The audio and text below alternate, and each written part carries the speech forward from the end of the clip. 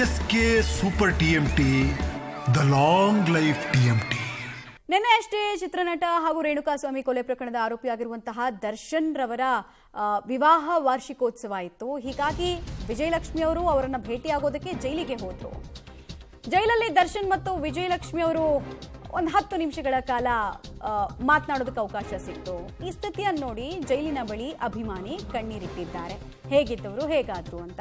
ಇದೇ ವೇಳೆ ಕಣ್ಣೀರಿಟ್ಟಂತಹ ಅಭಿಮಾನಿಯನ್ನ ಸಂತೈಸಿದ್ದಾರೆ. ಯಾಕೋ ಮಗ ಬರ್ತಾರಿರು ಅಂತ ಸಾಂತ್ವನದ ನುಡಿಗಳನ್ನಾಡಿದ್ದಾರೆ. ಅವರು ಸ್ಟ್ರಾಂಗ್ ಆಗಿದ್ದಾರೆ. ಈ ಕಡೆಗೆ ಅಭಿಮಾನಿಗಳಿಗೂ ಕೂಡ ಒಂದು ಸಂದೇಶವನ್ನು ಕೊಟ್ಟಿದ್ದಾರೆ. ಇದು ಈಗ ಎಲ್ಲ ಕಡೆಗಳಲ್ಲೂ ಕೂಡ ವೈರಲ್ ಆಗ್ತಾ ಇದೆ. ವಿಜಯಲಕ್ಷ್ಮಿ ಮತ್ತು ದರ್ಶನ್ ಅವರು ಜೈಲಲ್ಲಿ ಭೇಟಿಯಾಗಿರೋ ವಿಚಾರ ಅಭಿಮಾನಿಗಳಿಗೆ ಅರಗಿಸ್ಕೊಳ್ಳೋದಕ್ಕೆ ಸಾಧ್ಯ ಆಗ್ತಾ ಇರಲಿಲ್ಲ. ಯಾಕಂದ್ರೆ ವೆಡ್ಡಿಂಗ್ ಆನಿವರ್ಸರಿ ಯೂಶಲಿ ಫಾರಿನಲ್ಲಿ ಮಾಡ್ತಾ ಇದ್ರು. ಈಗ ನೋಡಿದ್ರೆ ಕಂಬಿಗಳ ಮಧ್ಯೆ ಮಾಡಬೇಕಾಗಿ ಬಂತಲ್ಲ ಅನ್ನೋ ಬೇಸರ ಅವರ ಅಭಿಮಾನಿಗಳಲ್ಲಿತ್ತು. ಯೂಶಲಿ ವಿಶ್ ಮಾಡೋರು ತುಂಬಾ ಖುಷಿಯಿಂದ ಸೆಲೆಬ್ರೇಟರಿ ಮೋಡಲ್ಲಿ ಇರ್ತಾ ಇದ್ರು. ಈ ವಿಡಿಯೋ ನೋಡಿ.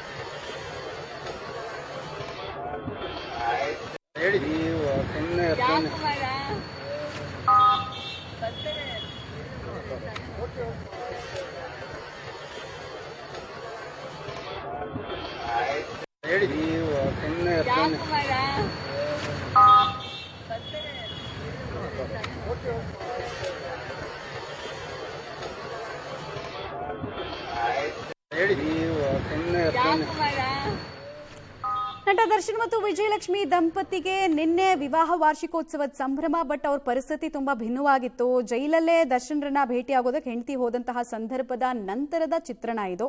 ದಂಪತಿಗೆ ಜೈಲಿನ ಗೋಡೆಗಳ ಮಧ್ಯೆ ಕಣ್ಣೀರಿನ ವಾರ್ಷಿಕೋತ್ಸವ ಆಚರಣೆ ಮಾಡಂಗಾಯ್ತಲ್ಲ ಅಂತ ಅವರ ಅಭಿಮಾನಿಗಳು ಬೇಸರವನ್ನು ವ್ಯಕ್ತಪಡಿಸಿದ್ರು. ಈ ವೇಳೆ ಅವರು ಸಾಂತ್ವನದ ನುಡಿಗಳನ್ನಾಡಿದ್ರು. ಆಮೇಲೆ ಅವರೇ ಸ್ವಲ್ಪ ಧೈರ್ಯವಾಗಿ ನಗ್ನಗ್ತಾ, ಒಳಗಡೆ ಎಷ್ಟೇ ಬೇಜಾರಿದ್ರು ಕೂಡ ನಗುವನ್ನೇ ಹಂಚಿದ ಹೆಣ್ಮಗಳಾಗಿರೋದ್ರಿಂದ ಧೈರ್ಯ ತುಂಬೋ ಕೆಲಸವನ್ನು ಅಭಿಮಾನಿಗಳು ಕೂಡ ಮಾಡಿದ್ರು. ಇದೀಗ ಎಲ್ಲ ಕಡೆಗಳಲ್ಲೂ ಕೂಡ ವೈರಲ್ ಆಗ್ತಾ ಇದೆ. ಇವರು ನೋಡಿದ ತಕ್ಷಣ ಅತಿಗೆ ಅಂತ ಅಲ್ಲ ಅಭಿಮಾನಿ ಕಣ್ಣೀರು ಹಾಕುವಂತಹ ಸಂದರ್ಭದ ವಿಡಿಯೋ ಇದು. ಡೀಟೇಲ್ಸ್ ಕೊಡ್ತಾರೆ ಮುರಳಿ. ದರ್ಶನ್ ಮತ್ತು ವಿಜಯಲಕ್ಷ್ಮಿ ದಂಪತಿಗೆ ಜೈಲಿನ ಗೋಡೆಗಳ ಮಧ್ಯೆ ಕಣ್ಣೀರ ವಾರ್ಷಿಕೋತ್ಸವ. ಆಚೆಗಡೆ ನೋಡಿದ್ರೆ ಅಭಿಮಾನಿಗಳದ್ದು ಕೂಡ ಇದೇ ಪರಿಸ್ಥಿತಿ. ಸಾಂತ್ವನ ಹೇಳೋ ಸಂದರ್ಭದಲ್ಲಿ ತುಂಬಾ ಸ್ಟ್ರಾಂಗ್ ಆಗಿ ವಿಜಯಲಕ್ಷ್ಮಿ ಅವರು ಮಾತಾಡ್ದಂಗೆ ಕಾಣಿಸ್ತಾ ಇತ್ತು.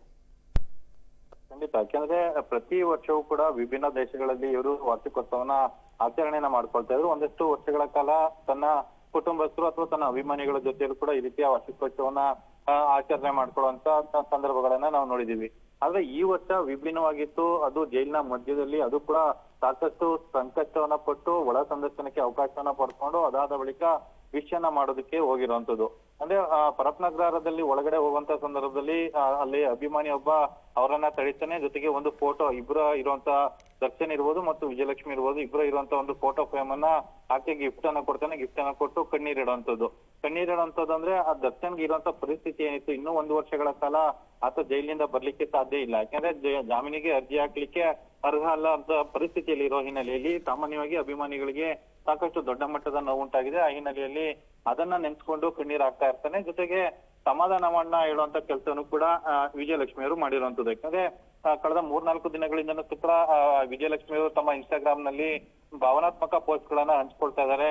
ಅದು ದರ್ಶನ್ ಅವರ ಫೋಟೋ ಹಾಕುವಂಥದ್ದು ಮತ್ತು ಹೃದಯ ಬ್ರೇಕ್ ಆಗುವಂತ ಒಂದಿಷ್ಟು ಸಿಂಬಲ್ ಗಳನ್ನ ಹಾಕೊಳ್ಳುವಂಥದ್ದು. ಜೊತೆಗೆ ಇಡೀ ಪ್ರಪಂಚವೇ ಎದುರಾದ್ರೂ ನಾನು ನಿನ್ ಜೊತೆಲಿ ಇರ್ತೀನಿ, ಈ ರೀತಿಯ ಸಂದೇಶಗಳನ್ನ ಕೊಡುವಂತ ಪ್ರಯತ್ನಗಳನ್ನ ಭಾವನಾತ್ಮಕವಾಗಿ ಹಂಚಿಕೊಳ್ಳೋ ಪ್ರಯತ್ನಗಳನ್ನ ಮಾಡ್ತಿದ್ರು. ಇದು ಸಾಮಾನ್ಯವಾಗಿ ಅಭಿಮಾನಿಗಳಿಗೂ ಕೂಡ ಸಾಕಷ್ಟು ಸಂಕಷ್ಟವನ್ನ ತಂದಿಟ್ಟಿತ್ತು. ಆ ಬೇಸರದಿಂದನೇ ಆತ ಅದೇ ಕಣ್ಣೀರ್ ಇಟ್ಟಿದ್ದಂಥದ್ದು. ಜೊತೆಗೆ ಆಕೆ ಮತ್ತು ಆತನನ್ನ ಸಮಾಧಾನ ಮಾಡಿಸುವಂತ ಒಂದಷ್ಟು ಕೆಲಸಗಳು ಕೂಡ ಮಾಡಿರುವಂತದ್ದು. ಮಮತಾ, ರೈಟ್, ಧನ್ಯವಾದ ಮುರಳಿ.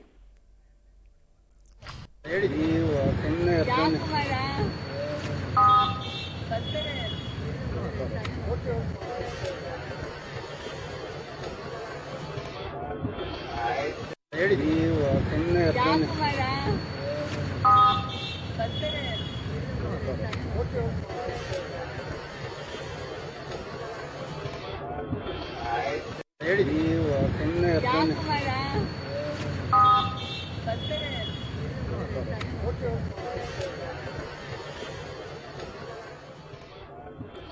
ವಿಜಯಲಕ್ಷ್ಮಿ ಅವರಿಗೆ ಎಷ್ಟೇ ನೋವಿದ್ರು ಕೂಡ ನಗು ಮುಖದಲ್ಲೇ ಅಲ್ಲಿ ಇದ್ದಂತಹ ಅಭಿಮಾನಿಗಳನ್ನ ಸಂತೈಸೋ ಕೆಲಸವನ್ನು ಮಾಡಿದ್ರು. ಇವರೇ ಸ್ಟ್ರಾಂಗ್ ಆಗಿ ಕಾಣಿಸ್ತಾ ಇದ್ರು, ಯಾಕೆ ಬರ್ತಾರೆ ಸುಮ್ಮನಿರು ಅಂತ ಹೇಳಿ ಸಾಂತ್ವನದ ನುಡಿಗಳನ್ನ ಆಡ್ತಾ ಇದ್ರು.